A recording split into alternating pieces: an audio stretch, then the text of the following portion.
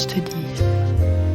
Le boudoir audio où l'on repense l'émancipation et le soin de soi à travers la lentille du glamour. Je suis Aline, maîtresse des lieux, entrepreneur et performeuse.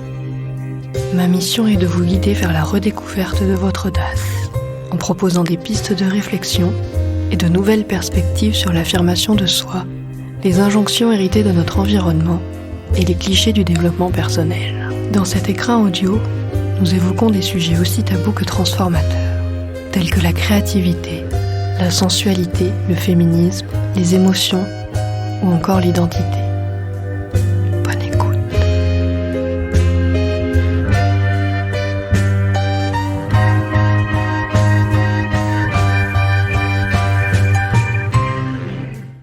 Je suis ravie de vous retrouver, et d'autant plus enthousiaste que vous ayez accepté mon invitation pour ce voyage en train. J'adore le confort du train, la lenteur et la contemplation à laquelle il invite. C'est un peu comme si l'on fuyait contre le temps, qu'on le prenait à rebours. Ah, et je nous ai préparé du thé. Il reste bien au chaud, juste là, dans la théière en fond. Si vous n'avez rien contre le thé noir consommé en soirée, je nous ai sélectionné de très belles feuilles tout droit venues de mon endroit préféré au monde. C'est un Darjeeling Puguri, cultivé à haute altitude, juste à côté du mont Kanchenjunga, que les locaux surnomment le Bouddha couché. J'ai également quelques gourmandises pour accompagner notre conversation de ce soir. Servez-vous, n'hésitez surtout pas.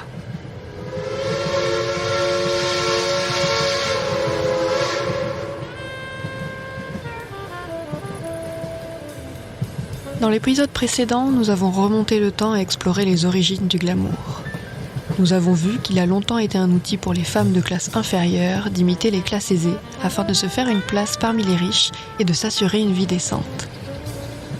Des demi-mondaines parisiennes du XVIIIe aux escortes d'aujourd'hui, le glamour a toujours entretenu un lien étroit avec la féminité, le statut social et l'argent.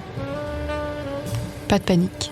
Ce podcast n'a en aucun cas pour ligne éditoriale de vous apprendre à être glamour en vous enseignant les bonnes manières aristocratiques ou bien en vous transmettant les phrases à mémoriser par cœur pour attirer l'homme alpha qui saura vous traiter comme la reine que vous êtes. Car oui, malheureusement les recherches généralement associées au glamour sont majoritairement des conseils pour être une femme plus féminine, plus sophistiquée, plus accomplie. Ce n'est pas ce que je vous propose dans ce boudoir audio, et encore moins ma définition d'une véritable glamazone. Aujourd'hui, j'ai eu envie d'aller un peu plus loin, en vous proposant de réfléchir autour du lien entre glamour et émancipation personnelle. Parce que oui, aussi paradoxal que cela puisse paraître, je crois qu'il y en a un. Une forme peut-être contestataire du glamour, loin du male gaze, loin des publicités de produits de beauté et loin des magazines féminins.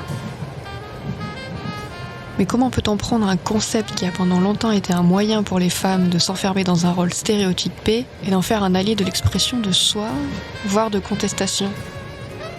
À l'heure où sont débattues les questions d'identité et de justice sociale, comment une idée d'apparence si conservatrice, patriarcale et classiste que le glamour peut être un outil au service de ces causes ? C'est cette conviction, cette intuition qui me suit depuis quelques années que je vais tenter d'étayer dans cet épisode et puis à travers le podcast. Mais avant de commencer à explorer mes propres réflexions, j'ai aussi envie de vous parler de quelques mouvements que je qualifierais de glamour.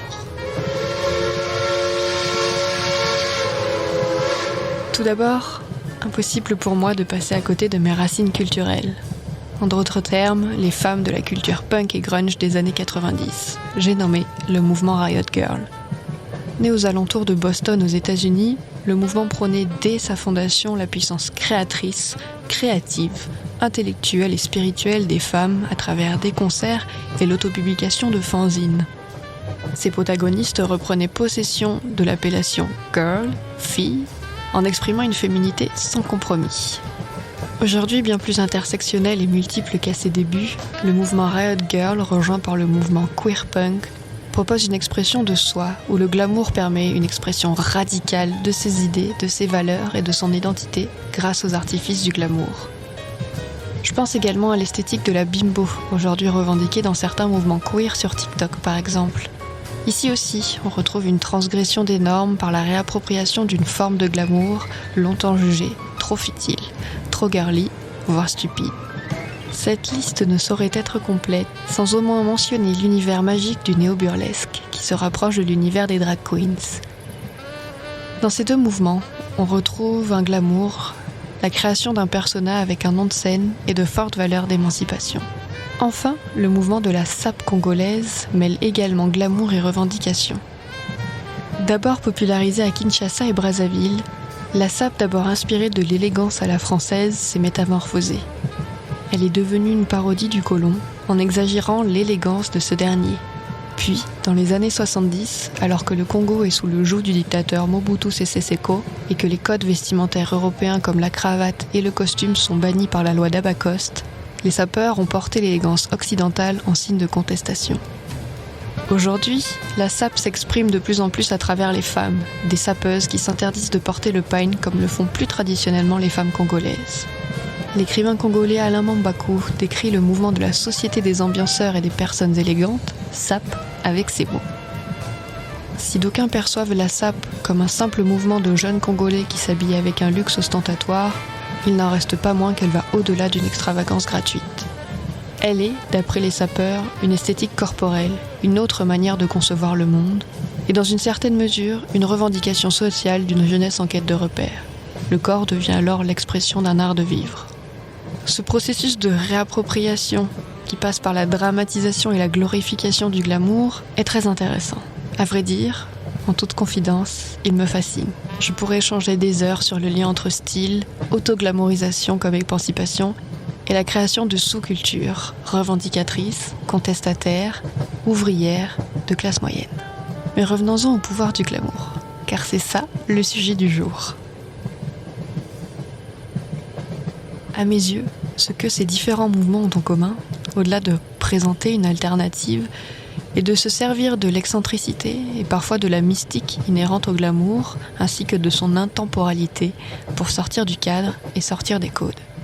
Le glamour finalement n'est donc pas uniquement matérialiste, mais plutôt un art de vivre.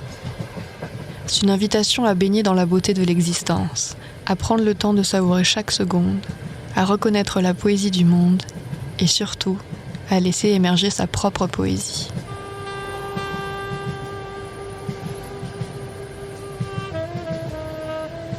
Pour en revenir à sa définition originelle, c'est notre propre capacité presque magique à réenchanter un monde en décrépitude. Parce que c'est là que réside le glamour véritable, dans notre aptitude à transcender le mondain et le quotidien, à le transformer en expérience mystique, sans perdre le contact avec la réalité. Sans le sens du réel, le glamour perd alors ses fondations, car il se définit en réaction à ce dernier. Ce qu'il y a de magique dans l'émotion du glamour, c'est qu'elle est à la fois mystique, tout en restant proche de la réalité. Elle offre donc une opportunité d'identification, une porte ouverte vers tous les possibles. C'est d'ailleurs ce qui explique notre relation presque toxique aux magazines féminins. Malgré leurs conseils douteux, les placements de produits culpabilisants et les recettes miracles inutiles, ils dégagent une forme de glamour en nous faisant miroiter cette vie meilleure que l'on pourrait atteindre grâce au consumérisme. Je me suis fait cette même réflexion pour la flex culture que l'on retrouve chez les influenceurs et certains coachs. Ils sont magnétiques car ils représentent un fantasme que nous souhaiterions atteindre. Nous oublions les conditions, les privilèges, le parcours et la mise en scène millimétrée de la vie de ces objets de culte pour nous concentrer uniquement sur l'aspirationnel. Ce que j'ai envie de vous proposer ce soir, c'est de vous réapproprier le glamour. De ne plus le déléguer aux médias, aux industries du développement personnel et de la beauté qui vous vendent une version fantasmée de la célèbre meilleure version de vous-même. On parle de s'émanciper en se réappropriant sa puissance. Je vous invite à vous réapproprier votre glamour, de ne plus le déléguer à ces sphères élitistes des canons de beauté, d'intellect ou d'attitude. Et si vous étiez à la fois l'objet et le sujet de votre propre perception du glamour? Parce que ne l'oublions pas, le glamour est aussi un puissant vecteur d'espoir et d'émancipation, capable de provoquer un enchaînement d'actions positives. La décadence flappeur des années 20 a permis d'émuler une forme de liberté durant l'austère période de la prohibition américaine. Le glamour du grand écran des années 1930 a permis aux femmes au foyer d'envisager un monde où elles n'étaient pas leur propre domestique. Enfin, les fashion balls de Harlem des années 80 ont permis aux hommes homosexuels et aux personnes transgenres de se créer un espace temporaire de transformation et d'acceptation. Le glamour nous sort de l'expérience quotidienne et rend nos désirs atteignables. Il est promesse d'une transformation et d'évasion qui nous permet de nous projeter dans de nouvelles identités, imaginant l'idéal dans l'inconnu. Car elle est bien là la clé du glamour. En enveloppant la réalité d'un voile de tous les possibles, le glamour nous permet alors d'agir sur notre identité. En sortant des définitions trop duelles d'une société dichotomique, il nous invite à nous réinventer en jouant avec les codes. Alors le glamour nous donne-t-il plus de pouvoir ou nous transforme-t-il en objet ? Il est important de rappeler que les femmes pratiquent le glamour, elles ne sont pas simplement l'objet du regard masculin. Et, d'un point de vue historique, les femmes drapées de glamour étaient tout aussi susceptibles d'être considérées comme dangereuses pour les hommes que d'en être les victimes. Le glamour peut également représenter l'affirmation de soi, la confiance sexuelle, l'espièglerie, le plaisir et la joie. Bien évidemment, rien n'en pouvoir plus les femmes et les communautés minorisées qu'une bonne éducation, un accès à la santé, un emploi justement rémunéré. Cependant, il peut être une étape cruciale dans l'autodétermination, la pratique du self-care et dans le développement de la compassion pour soi comme pour autrui. Il peut servir de première marche vers l'émancipation en ce qu'il nous offre l'opportunité de prendre les rênes de notre identité, de définir l'image de nous-mêmes, par nous-mêmes et au sein de la société. En fait, lorsque l'on prend le glamour comme un guide d'art de vivre et non comme une course effrénée contre une image socialement révérée, on se rencontre alors. Les conseils beauté, les injonctions à la performance, les injonctions à la perfection deviennent obsolètes, car nous devenons les propres artisans de notre valeur.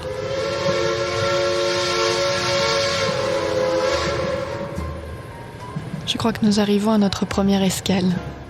Ce fut un plaisir d'échanger avec vous. Merci de votre écoute et rendez-vous à l'épisode suivant.